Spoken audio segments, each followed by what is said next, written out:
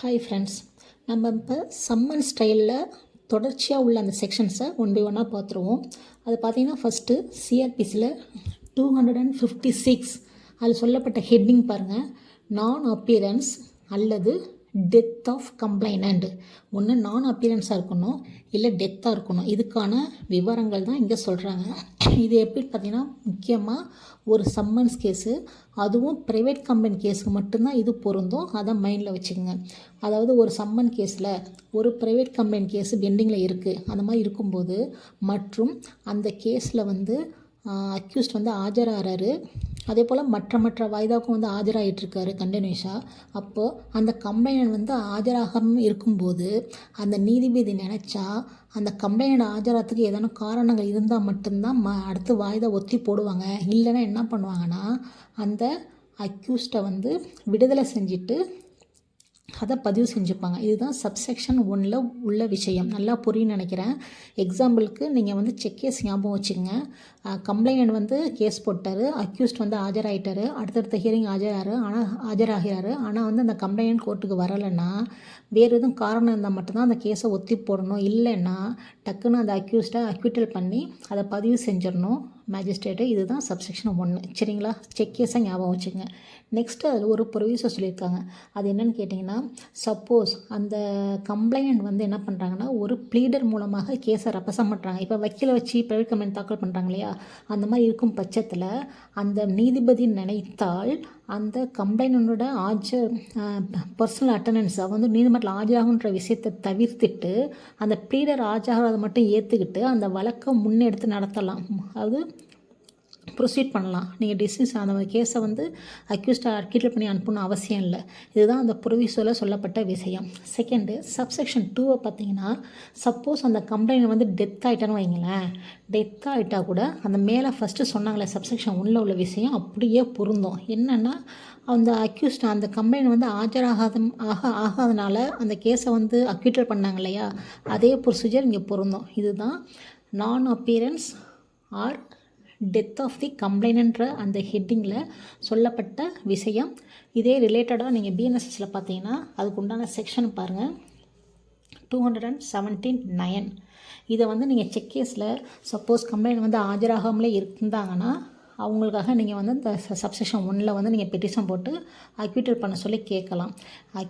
Advocate ஆஜரானாலும் கூட complaint வந்து தொடர்ந்து ஆஜராகனா நீங்கள் இந்த செக்ஷனை அப்ளை பண்ணலாம். ஓகேங்களா? இப்போ அடுத்த செக்ஷனுக்கு போயிடுவோம். அடுத்த செக்ஷன் பார்த்திங்கன்னா இதுவும் ப்ரைவேட் கம்ப்ளைண்ட்டுக்கு தான் பொருந்தும். ரைட்டுங்களா? அது என்ன அந்த ஹெட்டிங் பார்த்திங்கன்னா செக்ஷன் 257. அது சொல்கிற அந்த தலைப்பு பார்த்திங்கன்னா வித்ராவல் ஆஃப் கம்ப்ளைனண்ட். ஃபஸ்ட்டு வந்து கம்ப்ளைனண்ட் வரலன்னா அது என்ன பண்ணலான்னு பார்க்குறாங்க. அடுத்து கம்ப்ளைண்ட்னு நினச்சிட்டு நேராக வந்து என்ன பண்ணுறாரு, சப்போஸ் அவுட் ஆஃப் கோர்ட்டே செட்டில்மெண்ட் ஆகிட்டுனா வந்து வித்ராவல் பண்ணுறாங்களே கேஸை, அது சம்மந்தமாக தான் செகண்ட் ப்ரொவிஷன் சொல்லுது. அது என்ன சொல்கிறாங்கன்னா, ஒரு கம்ப்ளைண்ட் நினைத்தால், அதாவது புகார்தாரர் நினைத்தால் அந்த கேஸோட ஃபைனல் ஆர்டர் போடுறதுக்கு முன்னாடி எப்போ வேணாலும் என்ன பண்ணலான்னா அந்த கேஸை வந்து வித்ரா பண்ணுறதுக்கு பெர்மிஷன் கேட்டு மனு போடலாம். அதற்கு அந்த நீதிபதி திருப்தி அடைந்தால் அதற்கு பெர்மிட் பண்ணலாம். சரிங்களா?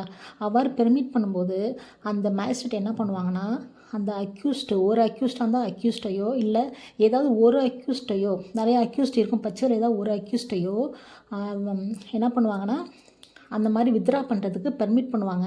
அந்த மாதிரி பெர்மிட் பண்ணும்போது அந்த அக்யூஸ்ட் என்ன பண்ணுவாங்கன்னா அக்யூட்டல் பண்ணுவாங்க. யாருக்கு எதிராக அவர் வந்து வித்ரா பண்ணுறாரோ அவரை வந்து பர்மிட் பண்ணுவாங்க, அக்யூட்டல் பண்ணுவாங்க. இதுதான் இந்த ப்ரொவிஷன் சொல்லப்பட்ட விஷயம்.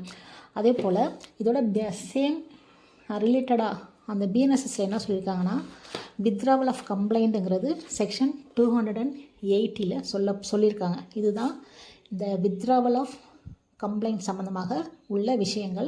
ஃபஸ்ட்டு வந்து கம்ப்ளைண்ட் வராமல் உள்ளதும், கம்ப்ளைண்ட் வந்து இறந்து போகிறதும். செகண்டாக சொல்லப்பட்டது வந்து அவங்க வெளில suppose out of court settle பண்ணிட்டாங்கன்னா வந்து வித்ரா பண்ணிக்கிறது. அப்பையும் அக்யூட்டல் தான். டெத்து நடந்துச்சு, கம்ப்ளைண்ட் ஆஜராகனாலும் அப்பையும் அக்யூட்டல் தான். சரிங்களா? இதை மைண்டில் வச்சுங்க. ஏன்னா அது எக்ஸாம்பிள்லாம் அந்த அக்யூட்டல்ன்ற வார்த்தைலாம் பயங்கரமாக கேட்பாங்க. அடுத்த ப்ரொவிஷன் பார்த்திங்கன்னா 258. அதாவது ஸ்டாப் ப்ரொசீடிங்ஸ் இது வந்து கண்டிப்பாக ப்ரைவேட் கம்ப்ளைண்ட் கேஸில் வராதுமா. இது வந்து அதாவது போலீஸ் ரிப்போர்ட் அடிப்படையில் உள்ள கேஸில் மட்டும்தான் இது பொருந்தும்.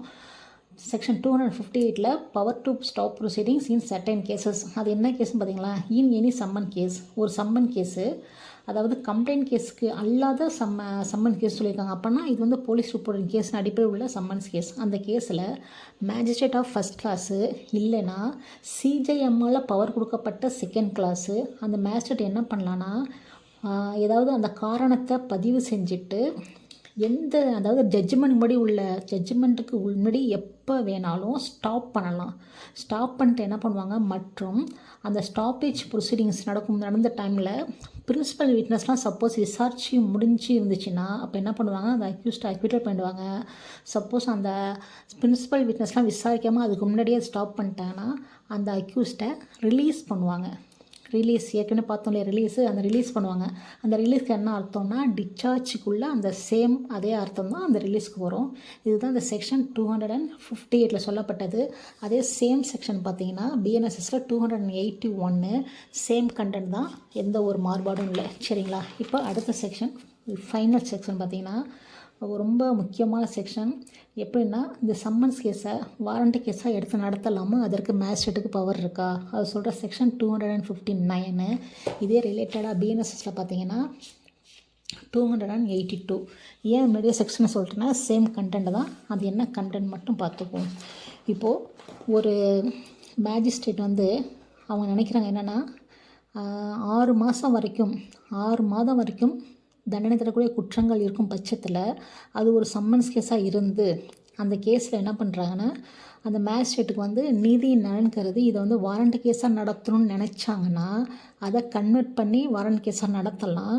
அவ்வாறு நடத்தும்போது ஏற்கனவே சப்போஸ் ஏதாவது விட்னஸ் விசாரிச்சிருந்தாங்கன்னா அவங்கள வந்து என்ன பண்ணலான்னா ரீகால் பண்ணி விசாரிக்கலாம்.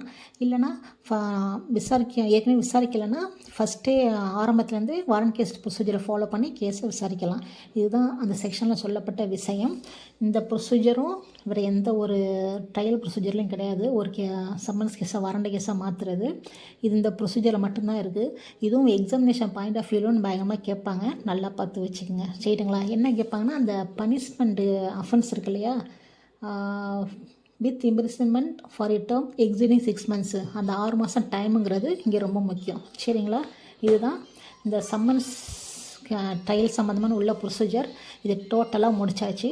அடுத்து நம்ம பார்க்க போகிறது summary trial procedure. So until wait. ஓகேங்களா, தேங்க்யூ.